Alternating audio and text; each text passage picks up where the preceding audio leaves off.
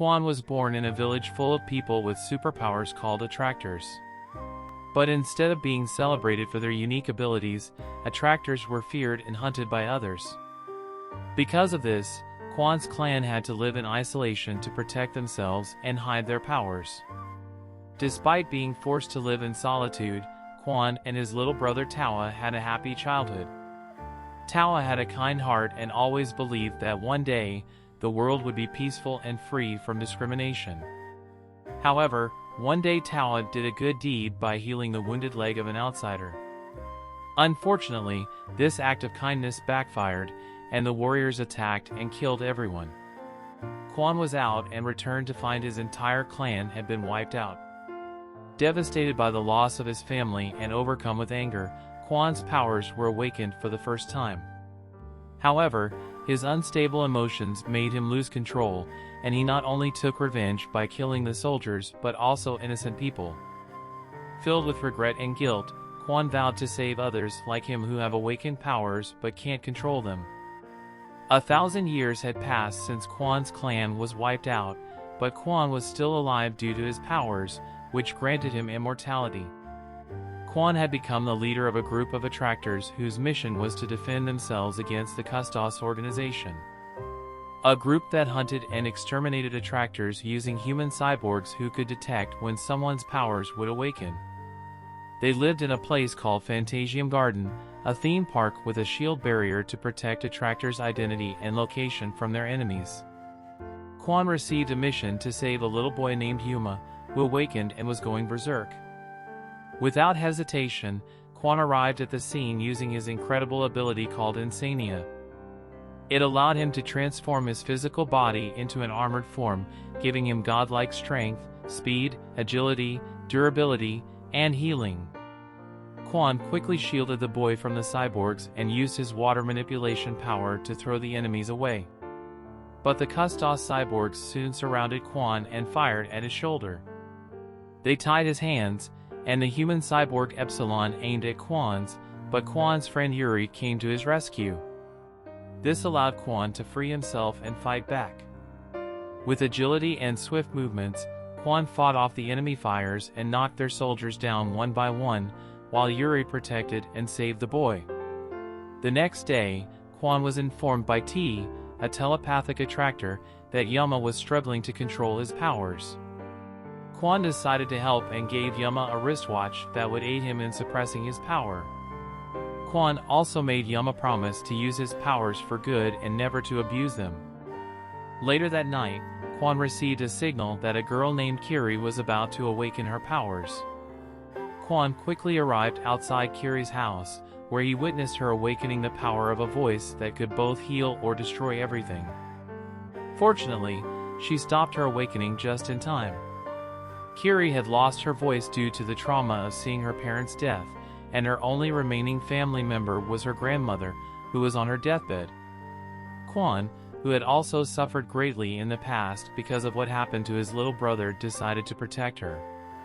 Later, Quon learned that Yuma had escaped from the hospital, leaving the wristwatch behind. At the same time, Kiri's power had been fully awakened. Custos's cyborgs were targeting both in different places, which put Quon in a dilemma of which one to help first. Towa confronted him and told him not to act like a hero because he can't save everyone. But Quon was determined, even if it meant risking his own life. He activated his power to fly toward Yuma, who was throwing lava bursts and going berserk. Quon managed to deal with the enemy and push them away. He tried to calm Yuma down but ended up hurting himself due to Yuma's explosive bubbles. Towa took the chance and used his teleportation ability to take them to a factory where Yuri was protecting Kiri. To save everyone, Quon attacked the cyborgs with all his force. Despite the enemy's continuous fire, Quon kept dodging their attacks and retaliated. Unfortunately, one of the Custos soldiers struck Quon from behind with electricity, causing him to fall to the ground. But before the enemy could hurt him further, Yuma used his power to activate the safety alarm, forcing the Custos cyborgs to retreat. With Yuma's support, Quon reached the bridge where his comrades were waiting for him. He praised Yama for his admirable effort of using his power for good. This incident changed Quon, and he realized that he couldn't save everyone alone. Therefore, he showed gratitude to his comrades for helping him and invited Kiri to join the attractor forces. A few days later, Quon's group engaged in a fierce battle with Kustos' forces to save a new attractor boy. While Quon was fighting with all his might, he noticed that the cyborg Epsilon was trying to catch the boy. Fortunately, T shielded the boy and activated her telepathy power. This caused all three of them to lose consciousness. After the fight, the medical staff informs that T's telepathy powers had caused her and Epsilon to be trapped inside the boy's dreams. This meant that Kustos' forces could detect attractors' locations by tracking Epsilon's mind. Quon knew that he had to act fast to free everyone. So, he entered the boy's dream, where he found everyone inside the dream state seeing their true past, which they had forgotten or wanted to forget. Quon searched for T and Epsilon, and he discovered that they were acting as siblings instead of facing their past. Quon tried to wake them up, but he suddenly saw glimpses of his days with Towa. As Quon relived his painful past in a loop, it shattered him to the point that he lost control. As a result, everyone inside the dream state and outside saw through his past. This forced Quon to not only free himself from trapped memories, but also make T and Epsilon face the reality of their past. Together, they confronted the boy who created the fantasy world. As T and Quon encouraged the kid to be a hero, the dream state shattered, allowing everyone to break free. Quon returned to the theme park and walked down the street, reflecting on his goals when he suddenly heard T scream for help. Without hesitation, Quon followed her voice and found her surrounded by Kustos' forces. As they were about to shoot T, Quon bravely stepped in front of her and took all the bullets on himself. To fight back, Quon stood up and kicked the first cyborg. But the other two attacked him simultaneously, leaving him cornered. However, Quon wasn't going down without a fight. He pushed them away and protected T from Epsilon, who was still considering T as his sister. As Epsilon lost control of his firepower and started burning, Quon realized that he was also an attractor. Therefore, he protected Epsilon from the cyborgs and took him to his medical team. After Epsilon regained consciousness, Quon called him by his human name, Shun, and invited him to join his group. This touched Shun's heart, as he had been living with fabricated memories that attractor were monsters who had killed his sister. In reality, he had been the one to accidentally kill her when he couldn't control his powers. Shun considered himself a monster, but Quon tried to reassure him that they were all just humans who deserved to live. This caused Shun to start to question his beliefs. A few hours later, the emergency alarm bells sounded, signaling Quon that something was wrong. He quickly found Shun breaking the protective shield of the theme park, exposing their location. In his armored form, Quon hit Shun, but he stopped the attack and pushed Quon back with full force. Realizing that Shun was being controlled by Kustos, Quon threw rocks at him, but Shun rushed forward and kept punching him. To save others, Quon broke the roof glass and tried to run away, but Shun kicked him with such force that he fell to the ground outside. As Quon stood up, Shun attempted to punch him, but Quon dodged the attack and grabbed Shun from behind. Their fight was interrupted by the arrival of Kustos cyborgs, who shot Quon, causing him to bleed and be unable to protect anyone. But then, Quon's group appeared to fight against the enemy cyborgs, motivating Shun to break free from Kustos' control and fight for Quon. As both forces engaged in battle, Quon refused to give up and fought back, even with an injured body. However, one of the Kustos cyborgs blocked Quon's attack and cut his hand in half. The enemy then shot Quon's chest and head, and he began to bleed out. The enemy forces retreated, thinking they had killed Quon, and planned to launch an explosive bomb to eradicate everyone. To stop it, Yuma uses his bubble power to create a shield surrounding the theme park, protecting everyone from the bomb. The blast made Quon fall underground, where he discovers his long-lost brother, Towa, sealed inside a crystal. This revelation shocks Quon, who had been carrying the guilt of not being able to protect his brother for over 1,000 years. Quon's friend, Seiji, appears and admits to hiding Towa's survival from him, which causes Quon attacks Seiji in anger. However, Quon soon realizes that Seiji meant no harm and stops attacking him. Seiji explains that his ancestors found Towa on the battlefield after the slaughter of Quon's clan and provided him shelter to heal his wounds. Towa is afraid of his dangerous power that could enhance every power.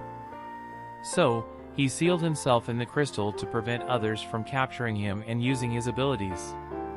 From that day on, Seiji's family has been protecting Towa. Quon is devastated to learn that his brother sacrificed himself to make him immortal and had been hidden from him for so long. Kamishiro, the commander of the Custos forces, swoops into the scene. Quon, overhearing that Custos cyborgs are storming the building where his buddies are hiding, springs into action and races to rescue his friends faster than a cheetah on roller skates. Upon arriving at the battlefield, Quon hurls an electrifying spear straight at a cyborg who's got Shun in a chokehold. The spear zaps the cyborg, freeing Shun. The two join forces and engage the enemy. Out of nowhere, Kamishiro pops up on the scene as if he's just hit teleport on his remote. He reveals his true identity as an attractor who's got the power to steal other abilities. He offers the attractors a future so bright they'll need shades, where they can live a happy normal life with their parents. Tempted by the promise, a few kids decide to join him. Determined to stop them, Quon and Shun launch an attack on Kamishiro. But Kamishiro whips up a cube barrier, trapping Quon and Shun inside like bugs. With a smirk, he teleports himself and his new recruits away. Haunted by memories of his past failures, Quon feels a pang of guilt for not protecting his friends. It's like deja vu from that time when he was away from his village and couldn't save his people. But now, he's determined to make things right by chasing down Kamishiro to rescue his friends. As Quon and Shun gear up for the ultimate showdown, Yuri and Yuma jump on the rescue wagon. Sneaking into Custos headquarters, the team suddenly finds themselves surrounded by a mob of menacing cyborgs. Fear not! Shun morphs into his flame-armored form, lighting up the room like a birthday candle. With the cyborgs distracted, Quon and the others blaze forward, ready to save their comrades. Quon gets separated from his squad and reaches the commander's office. There he discovers his brother, wide awake but still encased in the crystal. Before he can free his sibling, Kamishiro pulls a fast one, trapping Quon in a maze of crystal icicles. Quon's tenacity and refusal to give up make him break the trap. But Kamishiro decides to conjure up gravity-defying crystal rocks and launches one right at Quon's shoulder, giving him a piercing souvenir. Meanwhile, Towa's seal starts to crack, and Kamishiro can hardly wait to absorb Towa's powers. Just in time, Quon breaks free from his crystalline confinement and tries to whisk his brother away. But Kamishiro's power gives Quon the old heave-ho, sending him flying across the room. Out of the blue, the Custos system gets hacked, and water floods in like it's a surprise pool party. As everyone scrambles to evacuate the building, Quon and Kamishiro prepare for a face-off in the open sky. Quon lunges at Kamishiro, but the cunning commander uses his special ability to halt Quon in midair and then zaps him with a jolt of electricity. Quon plummets to the ground like a fallen superhero.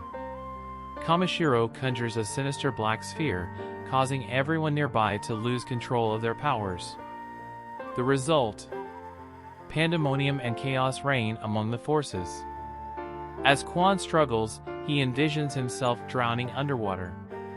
In this watery world, his friends surround him, singing a song of hope that inspires him to get back on his feet. Quon surges forward, but Kamishiro has other plans. He spears metal pillars into Quon's armored body, immobilizing him. Using all his strength, Quon breaks free from the metal restraints just in time for Kamishiro to unleash a fiery attack. In a dramatic turn of events, Kamishiro stabs Quon's chest with his hand. But instead of admitting defeat, Quon seizes the opportunity to enter the enemy's mind. There, he finally gets the chance to talk with his brother. Towa, feeling guilty for awakening Quon's powers and burdening him, apologizes. But Quon is simply glad to see his brother again. They hold hands, and with their powers combined, the brothers break free from Kamashiro's grasp, and Quon dons shiny new white armor. As he advances, Kamashiro hurls massive stones at him, but Quon's determination is rock solid. Kamashiro tries one last trick, causing the ground to rupture and the surroundings to crumble. But Quon channels his godly powers, striking Kamashiro with lightning and draining him of his abilities. Aged and powerless, Kamashiro begs for mercy and Quon decides to spare him. As the battle ends, Quon's group celebrates their victory. Looking at the sunset, Quon tells Seiji that Towa finally released him from his immortality curse. The time starts to move again for Quon as he is free from his painful past.